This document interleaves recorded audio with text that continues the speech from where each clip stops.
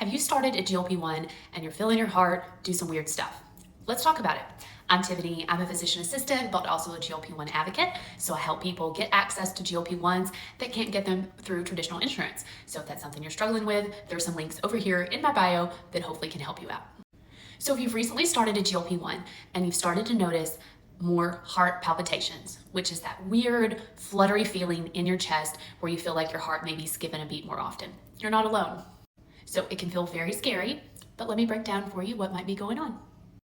There are 3 reasons that I think are a little bit more obvious, and then there's 1 reason that I think you may not know about it. So make sure you stay to the end of the video so you can know about all 4. First up, dehydration. So when you're eating less, sometimes you're drinking less. When you have less overall volume of fluid in your system, it does put a little bit more strain on your heart and it makes your heart pump harder. So this is pretty obvious and can be fixed by just drinking more fluids. Number 2, electrolyte imbalances, especially low potassium or low magnesium. Because GLP-1s can change the way that your body handles electrolytes, sometimes when these electrolytes get out of balance, it can mess with the way that your body regulates your heart rhythm. So if you're eating less or not supplementing your electrolytes, this could be a trigger for some unusual heart palpitations.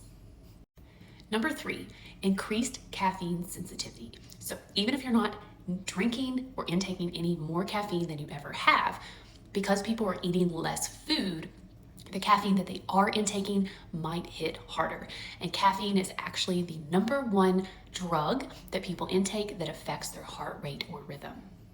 So your normal intake of coffee or soda or energy drinks may just be hitting harder. But let's talk about one of the reasons that I really think most people have a lot more palpitations on GLP-1s that I don't really hear a lot of people talking about. Vagal nerve stimulation. What in the world is that? So your vagus nerve runs all the way from your brainstem all the way down to your gut. It's part of your nervous system that we call the parasympathetic nervous system. It takes care of things that you don't really have to think about, like resting, digesting, breathing, heart rate, things like that. So because of the way GLP-1s work, they slow down the emptying of your gut. And what that does is that tells the vagal nerve to basically tone up, and it starts sending increased signals up the vagal nerve, and the vagal nerve actually runs right beside your heart. So in some cases, this can lead to an irregularity in your heartbeat, a very brief drop in your blood pressure, or even like a fluttery sensation in your chest. So most of the time, this is not dangerous, but it feels weird. Okay, so what can you do if these palpitations are coming and they're really causing you problems? Number 1, you gotta stay hydrated. Very important. Number 2, supplement your electrolytes. See if maybe that helps. Number 3, try to track the timing. Is this happening on injection day? Is this happening after you intake caffeine? See if there's a pattern.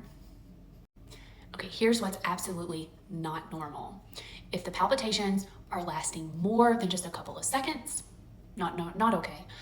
If they're waking you up at night, not okay.